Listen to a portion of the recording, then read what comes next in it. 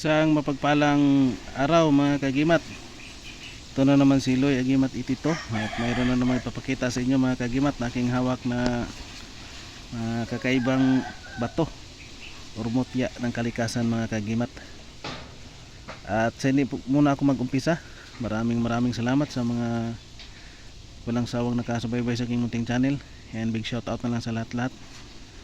At ang usapin na ito, ang video na ito ay para lang sa mga taong naniniwala sa mga kakaibang bato o mutya mga kagimat. Ang mga mutya na ito mga kagimat ay nakuha ko sa Araruhan mga kagimat.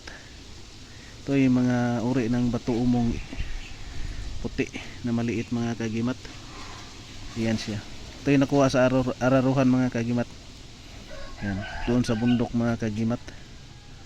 Yan, batong umong puti na maliit, di sa kalakihan mga kagimat, pero ayan mga bato na yun siya mga kagimat, bato umong puti. Itong batong umong na puti na ito ay napakatigas mga kagimat, at ang bisa nito ay hindi ka talaga tatablan ng bala.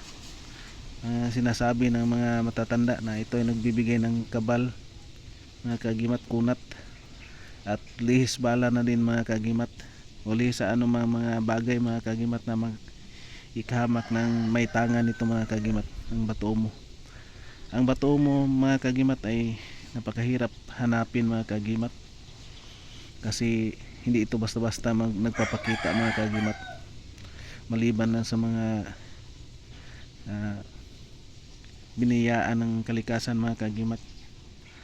Makakuha ka nito mga kagimat, hindi marami, makakuha ka ng 3 o 5, tsamba ka na mga kagimat, kasi yung bato mo ay napakailap hanapin sa mga ito ay hinahanap talaga ng mga antingiros din mga kagimat.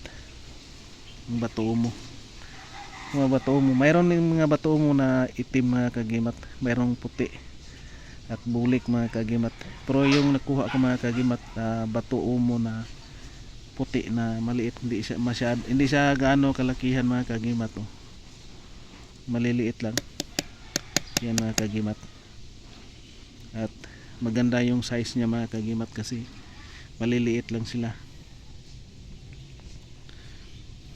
Bato umong puti na maliit mga kagimat. At maraming salamat mga kagimat, and big shout out na lang sa lahat, and thank you for watching, and God bless ating lahat mga kagimat.